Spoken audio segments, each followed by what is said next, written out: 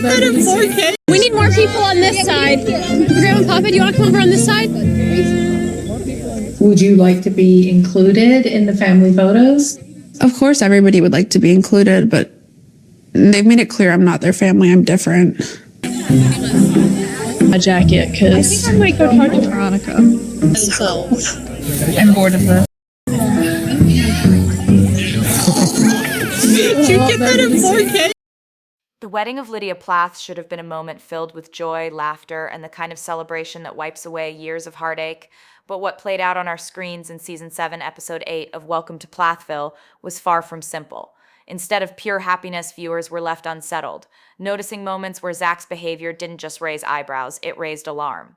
This wasn't only a ceremony, it was a mirror reflecting the fractures that have haunted the Plath family for years. Beneath the music and the flowers, there was tension, there was hesitation, and there were signs of something darker lurking in the background.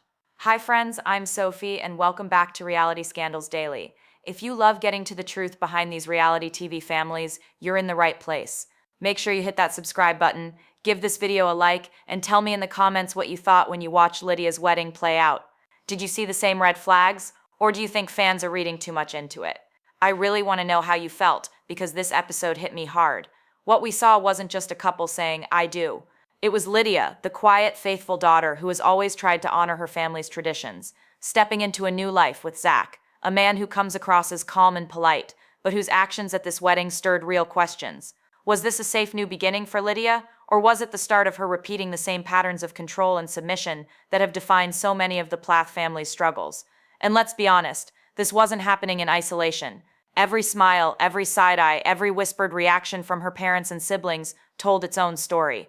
Barry, Kim, Moriah, Ethan, Micah, Isaac, they weren't just watching a wedding, they were reliving the battles that tore them apart in the past. You could feel the history sitting in that room.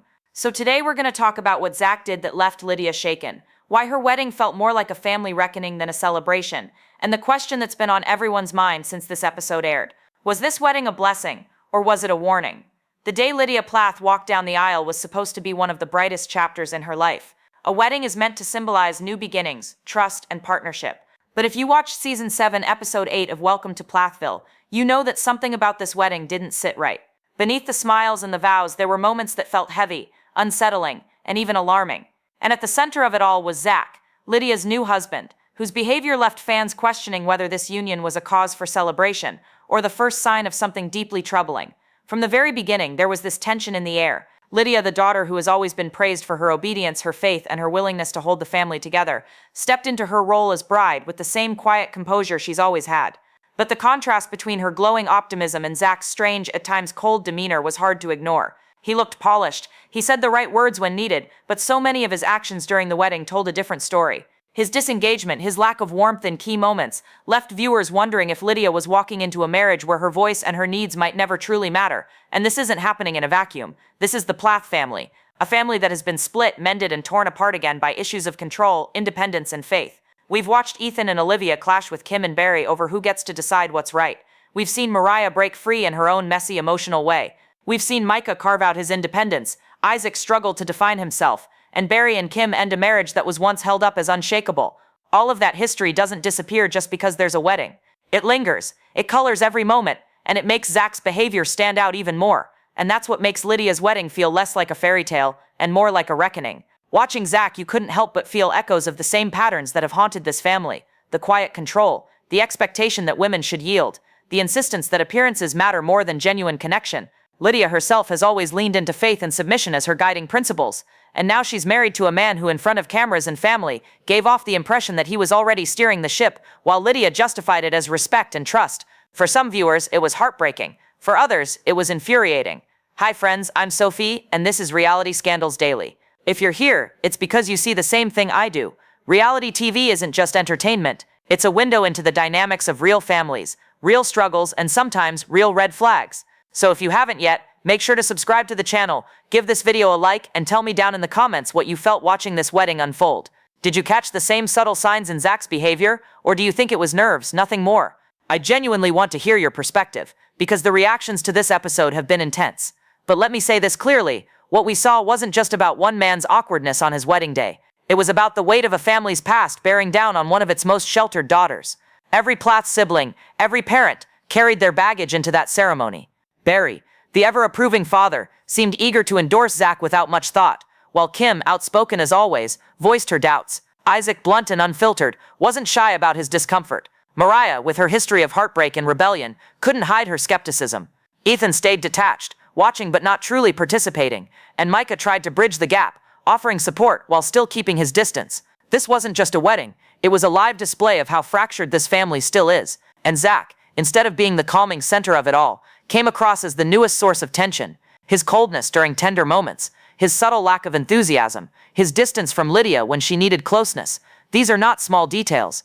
They're reminders that Lydia, for all her grace and faith, may have stepped into a marriage that reflects the very struggles her family has been trying to escape. So here's the real question I want us to wrestle with today. Was Lydia's wedding truly a celebration of love, or was it a warning sign dressed up in lace and ceremony? Because when you strip away the decorations, what you're left with is a family staring at its own reflection, and a young woman standing beside a man who already seems to hold more power than he should. And that, friends, is what makes this episode so haunting. If Act 1 left us questioning whether Lydia's wedding was a blessing or a warning, Act 2 forces us to look directly at the heart of the matter, Lydia and Zac's dynamic. Because the truth is, the ceremony may have been decorated with flowers and filled with music, but when you strip away the surface, what you see is a relationship that already carries the unmistakable markers of imbalance. From the earliest moments of their engagement, Lydia made it clear that Zac's voice mattered more than her own. Whether it was in the planning process or the small details of the wedding, Lydia consistently deferred, smiling sweetly and explaining that she wanted to honor Zac's leadership. To her, this wasn't a loss of self, it was an expression of her faith. In Lydia's world, yielding to her husband isn't weakness, it's a biblical mandate. She frames it as respect, trust, and devotion. But to many viewers, it was a chilling sign of history repeating itself. Because here's the thing, Zac knows how to play safe in public. He says the right words, holds just enough eye contact, and presents himself as steady, calm, almost unshakable. That's the persona he projects, the safe man who seems like the perfect antidote to the chaos of the Plath family's history. But what fans noticed is that behind that controlled exterior, Zac often seemed detached. His affection toward Lydia was muted, his responses clipped, and his presence during deeply emotional moments felt strangely absent. There were scenes in the wedding episode where Lydia would look at him with adoration, eyes lit up, voice soft, and Zac's body language barely shifted. No reciprocated spark, no visible tenderness, just a calm nod, a small smile, a stiff embrace. For a casual observer, it could be written off as nerves or shyness. But for fans who've watched the Plath family struggle with patterns of control and emotional absence for years, it felt like déjà vu. And Lydia, gentle as she is, explained it all away. If Zac didn't show excitement, she called it his quiet strength. If Zac corrected her or insisted on his preference, she framed it as leadership. If Zac seemed withdrawn, she attributed it to his thoughtful nature. She even told producers that she felt safest when Zac was in control, that it was a relief not to have to make decisions. To Lydia, submission wasn't a red flag. It was the very definition of love. But to the audience, that's what made it so frightening. Because Lydia's personality, her softness, her eagerness to please, her deep religious devotion, makes her especially vulnerable to the kind of dynamic where she gives and gives, while Zac quietly takes. She has been conditioned, both by her parents and by her own faith, to believe that obedience is virtue and self-sacrifice is love. Which means that if Zac leans into control, Lydia may never question it. She may even embrace it. The contrast between Lydia's warmth and Zac's distance was stark. Fans flooded social media with their reactions after the episode, and the theme was consistent. Something feels off. Some called him cold, others called him manipulative, and a few even wondered if Lydia was already dimming her own light to fit into Zac's shadow. That's not the reaction you expect from a wedding. You expect tears of joy, collective relief, and celebration. Instead, what viewers felt was anxiety. And it's important to remember, the Plath family has lived through this dynamic before. Kim and Barry's marriage was built on control disguised as faith. Kim once demanded total submission from her children and framed it as godly. Barry, quiet but firm, ruled the household with structure that left little room for individuality. It took years of pain, rebellion, and separation for the kids to recognize that what they were living wasn't faith, it was control. And now fans fear that Lydia, the daughter who clung most tightly to her parents' teachings, is walking directly into a marriage that mirrors the very dynamic that shattered her family. Zac's safe exterior may comfort those who want to believe Lydia has chosen stability, but safety without warmth is not love. Calm without compassion is not partnership. And the quiet control we saw hints of during the wedding is not leadership, it's a red flag. That's why Lydia's wedding has hit such a nerve. Because for once, it's not Moriah raging against the family, or Ethan slamming doors, or Micah running off to model in Los Angeles. It's Lydia, the most faithful, the most obedient, the one who never fought back. stepping into what should be her moment of joy, and instead leaving viewers unsettled. So the question lingers, is Zac really the gentle protector Lydia believes him to be, or is he simply better at hiding the kind of control the Plath family knows all too well? Because if Act 1 showed us a wedding full of fractures, Act 2 shows us why those fractures matter. They're not just about family drama, they're about Lydia's future. And right now, that future looks less like freedom, and more like a carefully disguised cage. If Lydia and Zac's dynamic gave us plenty to question, the reactions from her parents took those questions and magnified them 100-fold. Because let's be honest, Barry and Kim have never been on the same page when it comes to their children, their marriage, or even their definitions of faith and family. And during Lydia's wedding, that divide was on full display. Their responses to Zac weren't just about him. They were about everything this family has been through, everything they've lost, and everything they're still fighting over. Let's start with Barry. Lydia's father showed up to the wedding with a smile that never faded. From the moment he walked in, his attitude screamed approval. He shook Zac's hand, gave his blessing, and seemed almost relieved that Lydia had found someone. To Barry, Zac represented stability. He wasn't flashy, he wasn't confrontational, and he wasn't threatening. In Barry's eyes, that made him safe. And in true Barry fashion, he seemed perfectly willing to overlook the details, the flat effect, the subtle disengagement, the absence of warmth. Barry has always been the parent who leans on structure, on appearances, on the idea that as long as rules are followed and order is kept, everything is fine. So for him, Zac was an easy win. Lydia had found a husband who fit the mold, quiet, controlled, polite. Barry wasn't looking for passion or depth, he was looking for compliance, and Zac gave him exactly that. Now contrast that with Kim. From the very start, she couldn't hide her skepticism. Her body language said it all. The raised eyebrows, the pursed lips, the sharp questions. While Barry was busy shaking hands and smiling, Kim was reading between the lines. She noticed the way Zac didn't look Lydia in the eye, the way he kept his distance, the way his energy didn't match the occasion. And Kim, never one to stay silent, voiced her concerns. She openly admitted she wasn't sure Zac was right for Lydia. For once, she wasn't playing the controlling matriarch, demanding obedience. She was simply observing and reacting. And what she saw worried her. It was almost ironic. Kim, who for years was accused of being the most controlling force in her children's lives, was now the one pointing out the potential for control in Lydia's marriage. She, of all people, recognized the danger. Maybe it was projection, maybe it was growth, maybe it was guilt, but Kim couldn't shake the feeling that Lydia was stepping into something unhealthy. And unlike Barry, she refused to slap a smile over it. This split between Barry and Kim tells us everything about the Plath family's history. Their marriage collapsed because of these very differences. Barry's commitment to order at all costs, Kim's desire to control the narrative, and the children caught in the middle. Their divorce wasn't just about two people falling out of love. It was about the entire system of faith and obedience they had built crumbling from within. And now, at Lydia's wedding, that history resurfaced. Barry's permissiveness isn't kindness, it's avoidance. He doesn't want to dig too deep, because digging deep means confronting uncomfortable truths, like the fact that his children no longer trust him, or the fact that his leadership style left them feeling silenced. For Barry, endorsing Zac without hesitation was the path of least resistance. It allowed him to maintain the illusion that everything was fine, that his family was healing, that his daughter was safe. Kim, on the other hand, has swung to the opposite extreme. After years of controlling every aspect of her kids' lives, she now positions herself as the skeptic, the one who sees what others refuse to. But that skepticism is loaded with her own baggage. She knows firsthand what it looks like when a marriage begins with control disguised as love. She lived it, she enforced it, and she lost her family because of it. Watching Lydia follow the same path triggered every alarm bell she has, and that's what makes their divided reactions so telling. Barry represents the past, the parent who clings to order even when it's destructive. Kim represents the ghost of that same past, the parent who finally admits the destruction, but too late to undo it.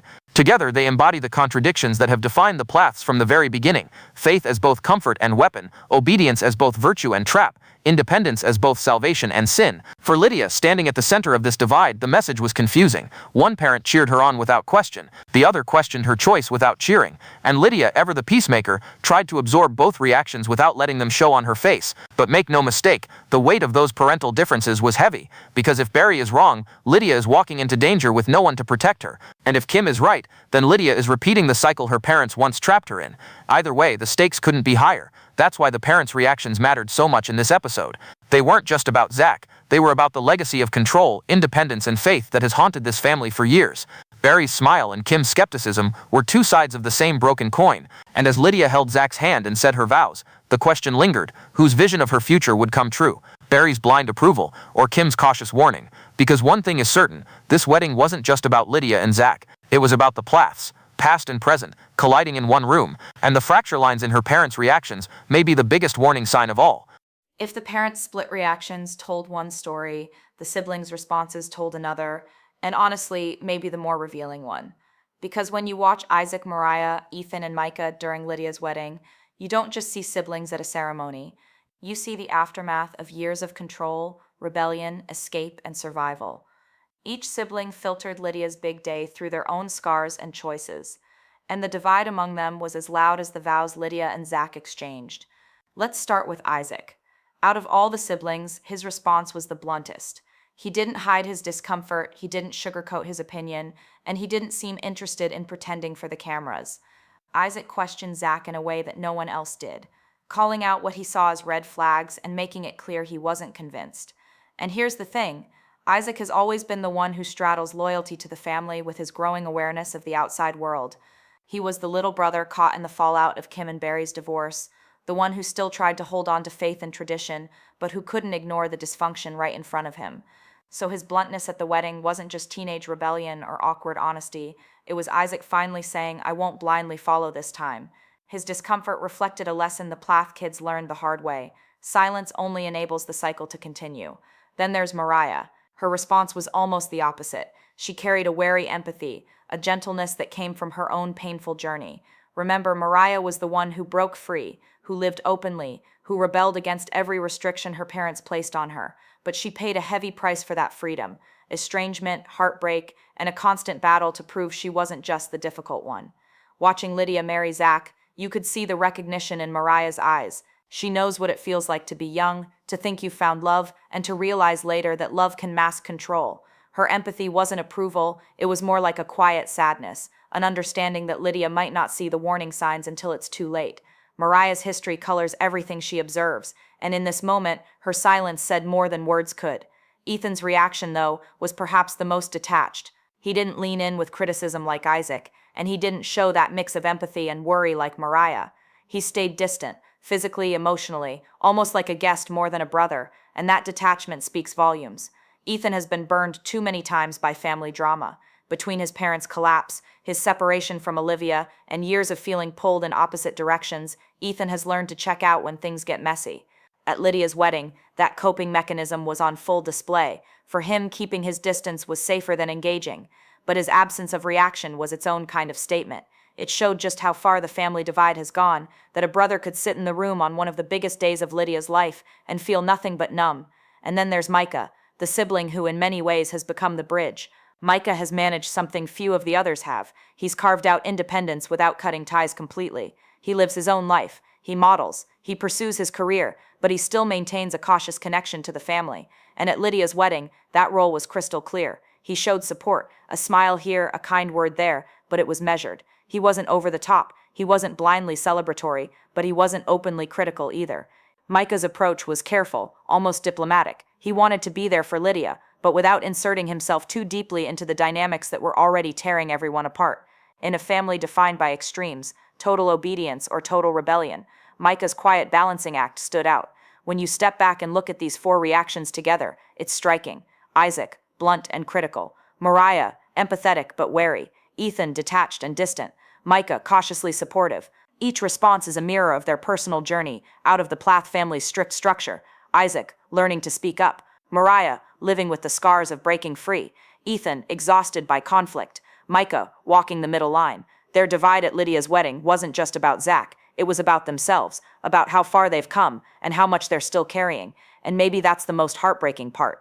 On what should have been Lydia's happiest day, her siblings' faces told the story of a family still fractured, still struggling to make sense of the past, still uncertain how to move forward. Zac and Lydia stood at the center, but the siblings' reactions reminded us that this marriage wasn't happening in a vacuum. It was happening in the shadow of everything that's already been broken. So when fans talk about the red flags at Lydia's wedding, they're not only pointing at Zac, they're pointing at the Plath family itself, a family where every child's reaction is shaped by years of control, silence, and rebellion. A family where a wedding isn't just about two people, but about the wounds that never fully healed. Just when you thought Lydia's wedding couldn't get any heavier, there was another layer that fans couldn't ignore, the presence of Veronica. For many viewers, she wasn't just another guest in the room. Her presence felt like déjà vu, like watching history try to write itself again. Because every time an outsider steps into the Plath family's orbit, something happens. Tension rises, alliances shift, and old wounds crack open. And Veronica being there at Lydia's side immediately drew comparisons to Olivia's role in earlier seasons. Think back to when Ethan first brought Olivia into the family picture. She was outspoken, independent, and unwilling to play by the strict rules that had defined the Plath household for years. At first she was welcomed, Barry and Kim saw her as a positive influence, someone who could support Ethan. But it didn't take long before the honeymoon ended, and Olivia became the lightning rod for every disagreement. Suddenly, she wasn't just Ethan's wife. She was the outsider, the one blamed for encouraging rebellion, the one accused of stirring tension, the one who didn't belong. The cracks in the Plath family widened under her presence, until they became permanent divides. Now, here we are years later, and Veronica walks into Lydia's wedding. And what do we see? The same pattern threatening to repeat itself. Fans noticed the way conversations shifted when Veronica was involved. They noticed how quickly her presence seemed to highlight the differences between Zac and the rest of the family. And for Lydia, who has always been the dutiful daughter, that created a dangerous echo. Would Veronica now become her Olivia? The one everyone whispers about, the one labeled as disruptive, the one caught in the crossfire between loyalty and independence. What makes this moment even more striking is how cyclical it feels.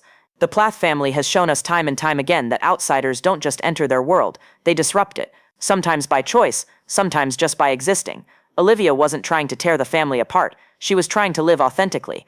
Veronica, in her own way, isn't actively trying to cause drama either, but the very fact that she's not one of them is enough to shift the atmosphere. The Plaths have always struggled with inclusion. Their instinct is to close ranks, to treat difference as danger, and to view new people as threats. That's why fans were so quick to draw parallels between Lydia's situation now and Ethan's back then. It felt like watching a rerun of a painful storyline. Ethan believed his love for Olivia would be strong enough to bridge the gap, but it wasn't. Their marriage became collateral damage in the family's endless tug-of-war over control and belonging. And viewers can't help but wonder, is Lydia now standing at the beginning of the same story? With Zac's subtle control, Lydia's quiet deference, and Veronica's looming outsider status, are we about to see history repeat itself? The reactions online made it clear. Fans aren't just watching a wedding, they're watching a cycle. Comment sections lit up with people pointing out the red flags, the familiar dynamics, the eerie sense that nothing has changed. Many viewers said the episode left them unsettled, not because of anything overtly dramatic, but because of the silence, the glances, the unspoken tension that echoed everything we've seen before. It wasn't what was said at the wedding that told the story, it was what wasn't said. And here's the heartbreaking truth, Lydia may not even see it yet. Just like Ethan once stood by Olivia, blind to the storm building around them, Lydia now stands beside Zac, unaware of how her family may turn her story into another cautionary tale. And Veronica, she's already stepping into the role Olivia once played, the outsider whose presence reveals the family's deepest insecurities. So was Lydia's wedding a celebration, or was it a warning sign? Watching Veronica's presence collide with the family's guarded smiles, it felt less like a fresh start and more like déjà vu, a reminder that for the Plaths, outsiders don't just stir drama, they expose truths the family would rather keep buried. And history, as we've seen over and over again, has a way of repeating itself. Because if the past is any guide, Lydia's vows may not have been the end of her story, but the beginning of another cycle of fracture, suspicion, and quiet unraveling. And for viewers who have followed this family from the start, that's the most chilling part of all. Lydia Plath's wedding should have been a turning point, the kind of day that signals a new chapter, a clean slate, a family finally ready to set aside old pain. But instead, what we saw in Season 7, Episode 8, was something far more complicated. Lydia's vows didn't just unite her with Zac. They served as a mirror, reflecting every unresolved fracture in the Plath family, and forcing viewers to ask whether this was truly a moment of healing, or simply the start of another cycle of dysfunction. Think about it. Every wedding carries symbolism, but in a family like the Plaths, where control, faith, and obedience have always been battlegrounds, that symbolism is amplified. Lydia wasn't just a bride in a white dress. She was the daughter who, for years, embodied her parents' ideals. The one who never rebelled like Moriah, never distanced herself like Ethan, never balanced independence like Micah, never pushed back like Isaac. Lydia was the good daughter, the one who prayed, who obeyed, who tried to keep peace, and yet even her wedding became another arena for the same battles that have defined this family from the beginning. Zac's presence exposed the contradictions. On the surface, he seemed polite, calm, safe, but his lack of engagement, his subtle withdrawal, his quiet control left viewers unsettled. Was this the man Lydia deserved, or just another version of the same control she grew up under? Her willingness to yield to his preferences, to frame it as faith and submission, raised the fear that Lydia might repeat the very dynamics her siblings spent years escaping. In that sense, her vows weren't just to Zac, they were to a system of deference that her family has struggled to break free from. Her parents' reactions only deepened the divide. Barry's uncritical approval stood as a reminder of his lifelong preference for order over truth. Kim's skepticism highlighted the damage she once inflicted and the guilt she can't quite shake. Together, their responses turned the wedding into a stage for their own unresolved failures. And when Lydia stood between them, you could almost see the ghost of their marriage hovering over her. The siblings' reactions added another layer. Isaac's blunt criticism, Moriah's wary empathy, Ethan's checked-out detachment, Micah's careful balancing act. Each response mirrored the path they had chosen for themselves.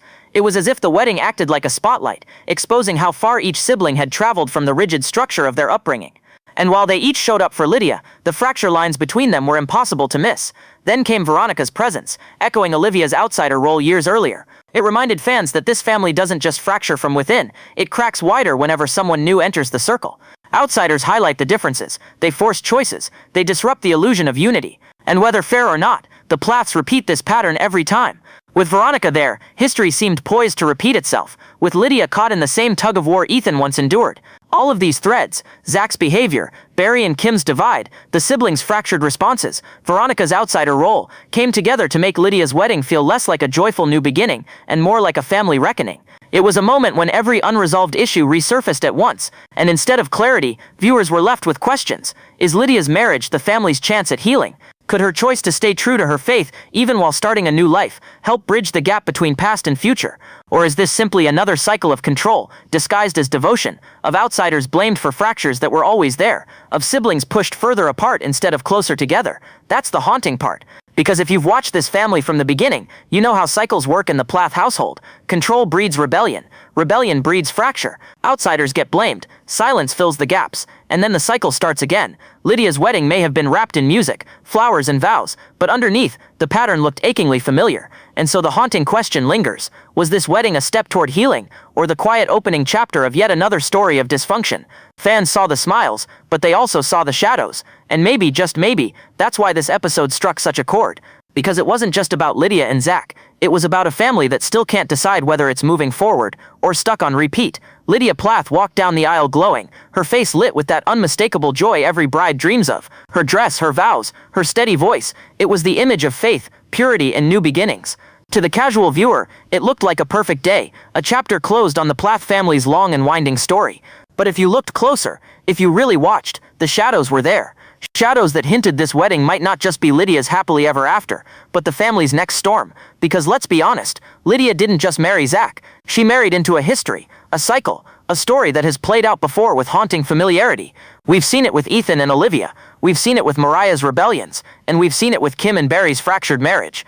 The question isn't whether Lydia loves Zac. Of course she does. The question is whether that love will free her, or bind her. Fans couldn't ignore the red flags. Zac's quiet withdrawal, his subtle control, his reluctance to truly step forward, it unsettled people.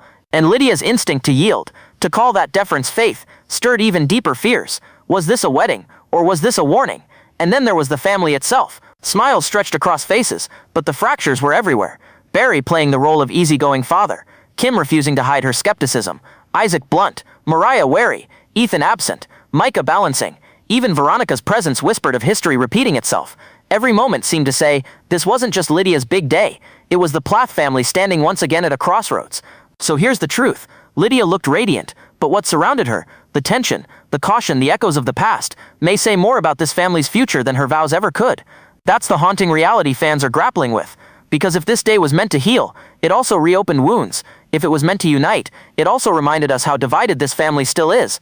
But what do you think? Did you see the same shadows? Or do you believe Lydia and Zac will chart a new path?